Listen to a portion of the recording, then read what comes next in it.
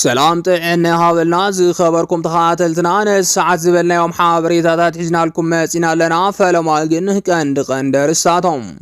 جنرال تخلع شبر اب عفار كلل ترايم ابهج ساعات كابت صيت بزحات وصايح وحات كمستعوته تحبرهم اب مبرع ولغا افولي تلخو زنبرو لعلوت عزز سرايت بلصغنا ناب اونو كمستصنبرو تغليصوم كاب غازيطኛ ستالين بتوساخي لعلواي مريحነት حوحات مسيسيا صافورقي اباس مراخه مستراخه زغل زينا وصيوم لعلواي عزز سرايت تግራይ እቶም ኣብ ሓራ መሬት ዘለው ተጋሩ ናብ ዓዶም ንምምላስ በአካል ከይዱ ረኺብዎም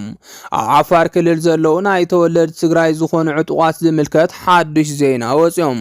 እዚኦም እንካሎት نالونا حج دما ناب زرزروم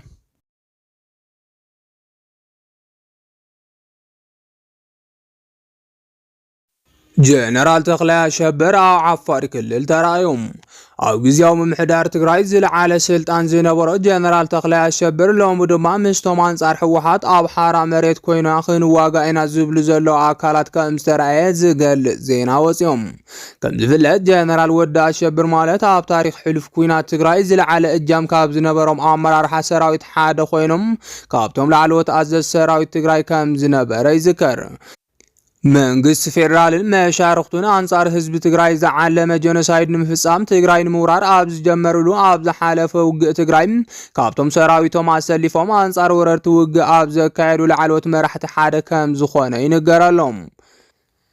ሓይልታት ምክልኻል ትግራይ አንጻር ወረርቲ ውግእ አካይዶም ሰነ 21 ናብ መቐለ እንትምለሱ ድማ ካብቶም ዝለዓሉ ኣመራርሓ ሰራዊት ትግራይ ሓደ ጀነራል ተኽላይ አሸብር ወይ ድማ ወዲ አሸብር ከም ዝርከቦም ይግለጽ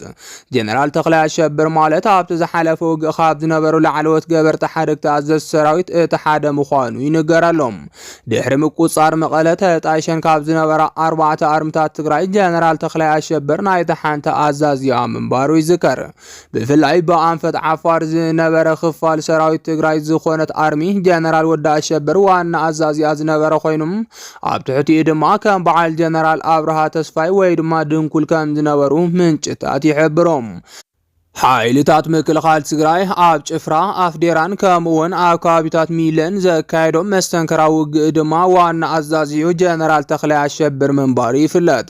ብዝለዓለ ብቕዓት መሪሕነት ድማ ሓይልታት ምክልኻል ትግራይ ዓወት ክጎናጽፉ ካብ ዝገብሩ ዝነበሩ ጀነራላት ምዃኑ ኣብ ቃልሲ ህዝቢ ትግራይ ዝለዓለ ታሪኽ ከም ዘለዎ እዩ ዝንገረሎም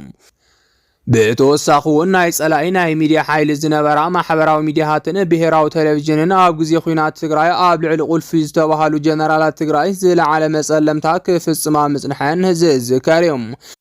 بمسرت زيون ناي تقالسي ቁልፊ ሰብ ዝተባሃለሉ ጀነራል ተኽላይ አሸብር ብናይ ብልጽግና ሚድያታት ዘመተ ካብ ዝተገበረሎም ኣመራርሓ ሓደ ዝነበረ ኮይኑም ኣብ ኩናት ዝጎየዩ ኣባላት ሰራዊት ትግራይ ብድሕሪት ኮይኑ ይርሽን ይተባሃሉ መጸለምታ ተኸፊትሉ ምንባሩ ይዝከር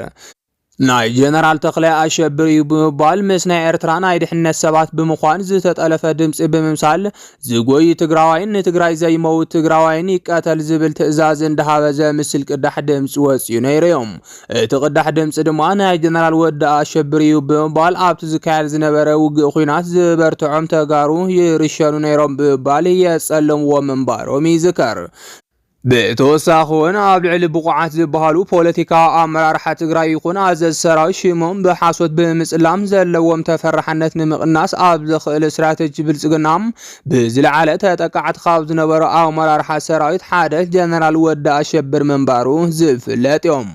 እዚ ጀነራል ልክዕ ከምቶም ካልኦት ብሉጻት ጀነራላት ትግራይ ሽሞም ብጸላእቲ ዝጠፍእ ዝነበሮም ወዲ አሸብር እውን ብተደጋጋሚ ከም ባጫ ደበሌ ዝበሉ ኣመራርሓ ሰራዊት ብልጽግና ተጠቒሞም መንግስት ፌደራል ሽሞም ከጥፍ ምጽንሑ ይዝከር እዚ ድማ ጀነራል ወዲ አሸብር ክንደይ ዝኣክል ወሳነ ኣመራርሓ ምዃኑ ዘመስከረ ምንባሩ ይዘረደም ብተወሳኺውን ኣብቲ ብጌታቸው ረዳ ዝምራሕ ግዝያዊ ምሕዳር ትግራይ ኣመራርሓ ዝነበረ ኮይኑ በቲ ሕማቕ ፖለቲካዊ ኣካይዳ ድማ ስልጣኑ ከም ዝለቐቐ ይዝከር ሎሙ ድማ ብብዙሓት ተጋሩ ዘንኡዶ ተግባር ጀነራል ወዲ አሸብር ከም ዝጀመረ ብስፍሓት ይቃልሓሎም እዚ ሓበሬታ ድማ ኣብ ሓራ መሬቲና አንጻር ህወሓት ንቃለ ሰላማዊ ተቃለስቲና ዝብሉ ዕጡቋት ተወለድ ትግራይ ጀነራል ወዳ አሸብር ካይዱ ከም ዝረኸቦም ተገሊጾም ዋና ዓላማ ናይዚ ድማ ዝሓዝዎ አካይዳ ገዲፎም ሰላማዊ ቃልሲ ኣብ ትግራይ ከካይዱ ንምግባር ኮይኖም እዚ ድማ ንተጋሩ ነንባዕሎም ካብ ምትኳስ ዝዕቅብ ቅዱስ ተግባር እዩ ተባሂሉ ብዙሕ ናዕዳታት ይቀርበሎም ኣብ በዓት ጀነራል ተክላይ አሸብር ዝተመርኮሰ ድማ እዞም ዓፋር ዘለው ወገናት ብህጹጽ ናብ ትግራይ ዝምለስሉ ዕድላት ከም ዘሎ ተሓቢሩሎም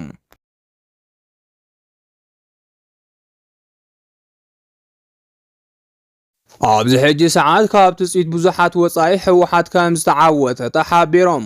ኣብ ትግራይ ጉጅለ ጥልመት እዩ እንዳተባሃለ ዝጽውዖም ኣባላት እቲ ግዝያዊ ምሕዳር ዳርጋ መብዛሕትኦም ኣመራርሓ ካብ ትግራይ ከም ዘባረሮም ዝፍለጥ እዮም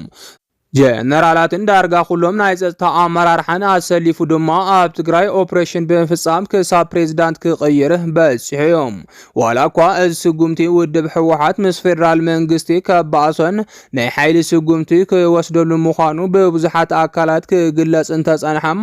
እቲ ዝኾነ ግን ናይዚ ኣንጻር ምዃኑ ይዝከር ፌደራል መንግስቲ መፈንቅለ መንግስቲ ኣካይድኩም ይኹም ብባል ስጉምቲ ክወስደሎም ትጽቢት እንትግበር እቲ ዝኾነ ግን ናይዚ አንጻር ኮይኑ ምስ ህወሓት ክማኸር ጀሚሩሎም ብመሰረት ድማ ቀጻሊ ፕሬዝዳንት ትግራይ ብህወሓት ዝቀረበ ሕጽዩ ተቀቢሉ ሸይሙ እንዳተባሃለ ንዓብዪ ክስ ይቀርበሎም ህወሓት ሎሚ ምስ ፌደራል መንግስቲ ብምዝራብ ዝደለዮ ፕሬዝዳንት ከም ዝሾመ ኣብ ዝንገረሉ ዘሎ ኣብዚ ሕጂ ሰዓት ኣብይ ድማ ንፕሬዝዳንት ጌታቸው ረዳ ከም ዝኸሓደ ይንገረሎም ምክንያቱ ድማ ኣብ ትግራይ ፕሬዝዳንት ዝኣክል መፈንቅለ መንግስቲ እንትስርሓሉን ከምኡውን ምስቲ መፈንቅለ መንግስቲ ዝሰርሐ ኣካል ከማኸር ምጅማሩን ክሕደት ኣብ ልዕሊ ጌታቸው ዘርኢ ይኽብሉ ደገፍቲ ጌታቸው ረዳ ገሊጾም ኣለዎም ስለዚ ድማ ኣብዚ ሕጂ ሰዓት ኣብ ትግራይ ዝተዓወተ ህወሓት እዩ እንዳተባሃለ ይንገረሎም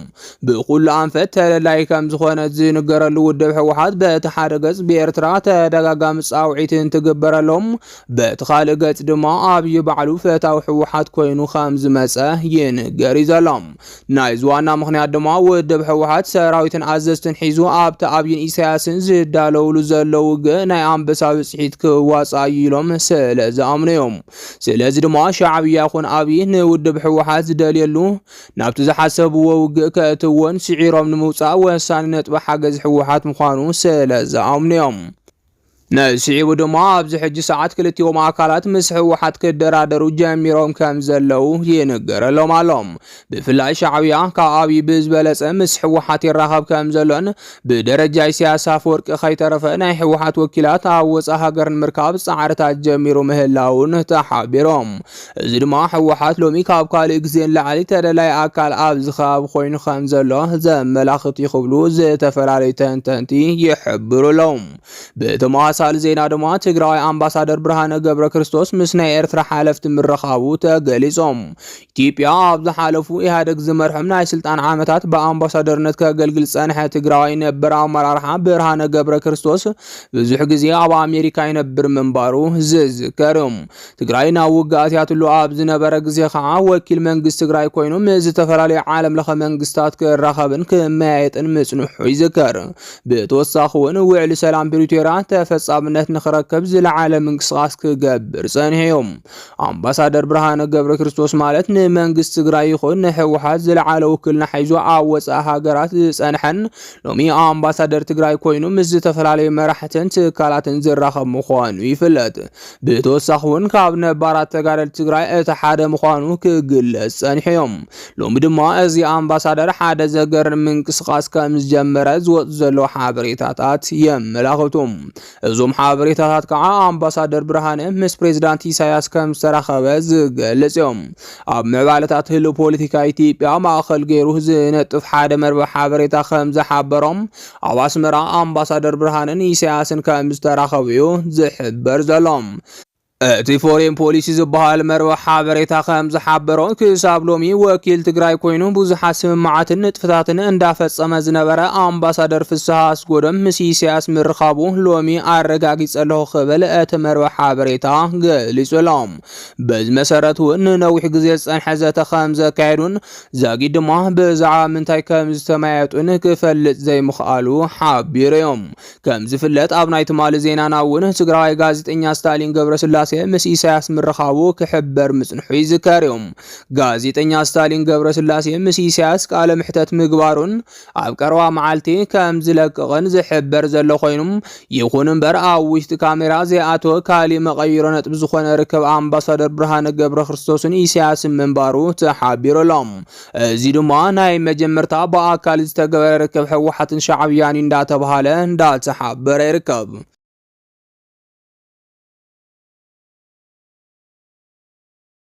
ኣብ ምብራቕ ወለጋ ኣብ ፍሉይ ተልእኾ ዝነበሩ ላዕለዎት ኣዘዝ ሰራዊት ብልጽግና ናብ ኦነግ ከም ዝተጸንበሩ ተሓቢሮም። ስርዓት ብልጽግና ኣንጻር ኦነግ ፍሉይ ኦፕሬሽን ንምክያድ ናብ ወለጋ ዝተላእኹ ዝተመረጹ ልዕሊ 6 ዝኾኑ ኣመራርሓ ናብ ሰራዊት ኦነግ ኢዶም ከም ዝሃቡ ንምፍላጥ ተኻኢሎም።